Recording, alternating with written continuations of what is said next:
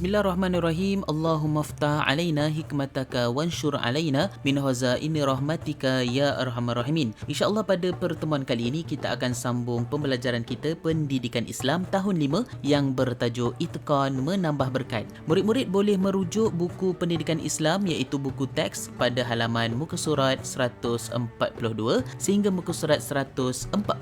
Baiklah, mari kita pergi ke paparan berikutnya. Murid-murid, pada paparan ini kita akan lihat objektif pembelajaran. InsyaAllah di akhir pembelajaran, murid-murid akan dapat pertama, mengetahui maksud itqan.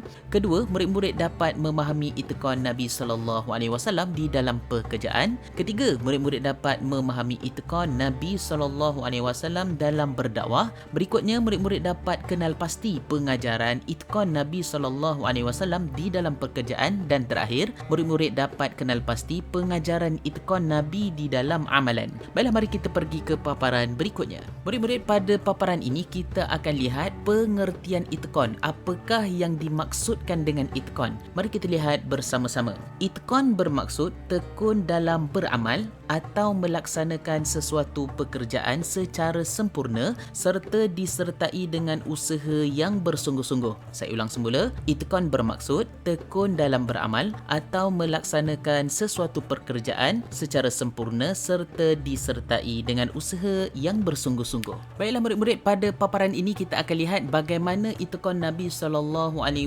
di dalam pekerjaan. Mari kita lihat satu persatu. Nabi SAW sangat rajin sejak kecil lagi. Nabi SAW pernah mengembala kambing dan membantu bapa saudaranya berniaga. Sikap jujur Nabi SAW dalam pekerjaan sehingga mendapat gelaran Al-Amin yang bermaksud dipercayai di kalangan masyarakat Arab, sehingga kan hartawan yang bernama Khadijah binti Khuwailid iaitu isteri Nabi SAW mempercayai baginda SAW dan telah membawa keuntungan yang besar ketika mana Nabi SAW berdagang ke Syam. Begitulah sifat contoh itqan iaitu bersungguh-sungguh Nabi SAW ketika mana melakukan pekerjaan. Baiklah murid-murid, mari kita pergi lihat ke paparan berikutnya. Baiklah murid-murid, pada paparan ini kita akan lihat pula bagaimana itqan Nabi SAW di dalam berdakwah. Nabi SAW sentiasa mendapat tentangan ketika mana berdakwah. Kita akan lihat satu persatu. Antaranya ialah bapa saudara Nabi SAW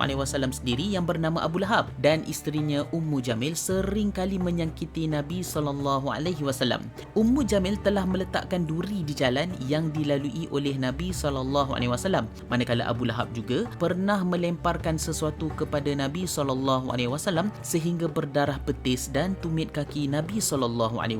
Selain daripada itu, orang kafir Quraisy juga sentiasa menghina Nabi SAW sepanjang baginda menjalankan aktiviti dakwah. Namun begitu, Nabi SAW sentiasa itqan iaitu sentiasa tidak berputus asa dalam berdakwah dengan cekal dan tabah menyampaikan perintah daripada Allah Subhanahu Wa Taala. Baiklah murid-murid, pada paparan berikutnya kita akan lihat pengajaran Nabi itqan di dalam pekerjaan. Mari kita lihat satu persatu. Pertama, bersungguh-sungguh. Apabila terima tugasan atau amanah, kita hendaklah berusaha dengan bersungguh-sungguh. Kedua, menepati masa. Kita juga hendaklah menepati masa dan tidak bertangguh di dalam pekerjaan. Dan seterusnya, tidak mudah berputus asa seperti Nabi SAW, yang mana Nabi SAW tidak cepat berputus asa ataupun berputus harapan dalam menyampaikan dakwah. Baiklah murid-murid, pada paparan berikutnya kita lihat pula pengajaran Nabi itqan di dalam amalan pula. Mari kita lihat satu persatu. Pertama, ikhlas di dalam beribadah. Nabi SAW merupakan insan yang paling ikhlas di dalam beribadah, di mana Nabi SAW